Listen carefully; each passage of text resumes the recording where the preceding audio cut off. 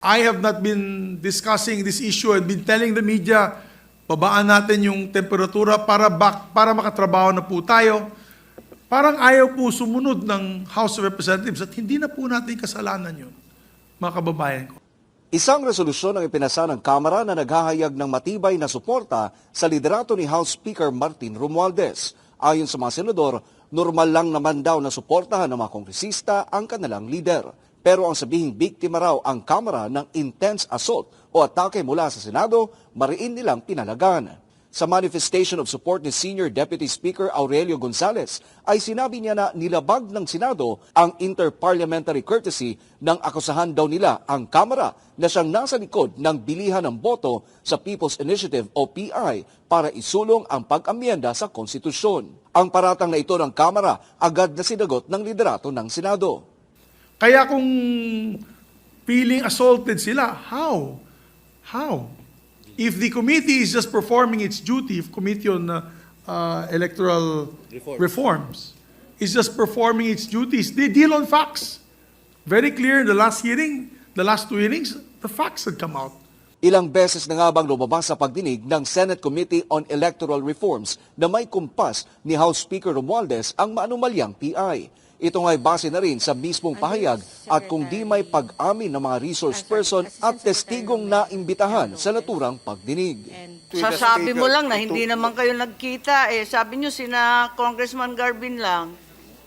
Yeah, because it slipped my mind. It slipped my mind, Madam Senator.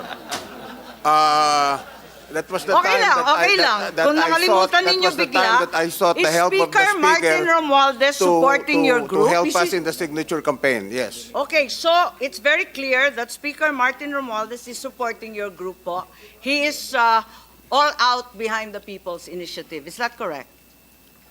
Yes, we coordinate with the Speaker and the Thank you very Congressman much, in and I'll, getting the give it 3% back per to- congressional district. That's correct, Madam Senator. Thank you very much. Sa naging pagdinig nga ng parehong komite sa Davao City ay tahasang itinuro ng mga testigo ang PBA party list ni Congresswoman Migs Nograles na siyang nangunguna sa pangangalap ng mga pirma sa iba't ibang barangay kapalit ng pangakong ayuda. Sa kabila naman ng hiling na ceasefire ng Kamara at ang paghayag ng suporta ng mga congressman kay Speaker Romualdez ay ipagpapatuloy pa rin ng Senado ang investigasyon.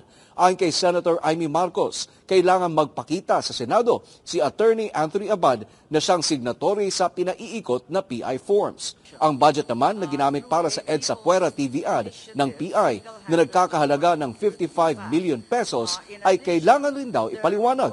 Kinakailangan tapusin yan kasi hiniling yan ng ating minority leader and I think it's but fair that it be provided. Lumampas na nga yung deadline na sana the same day kasi siyempre madali lang yan, di ba? Alam mo naman kung sino ang nagbigay. Pero si Senador Jinggoy Estrada na una nang nagboluntaryo na mamagitan sa Senado at Kamara ay nanawagan kay Pangulong Bongbong Marcos na pumagitna na rin para humupa na rin ang tensyon. Maybe the President can talk to the two leaders of the chamber, si Senate President Zubiri and Speaker Romualdez. But siguro we can fix it on our own. Pwede naman siguro mag-usap yung dalawang leader na, tama na, tigilan na natin ito. Let's work, and work.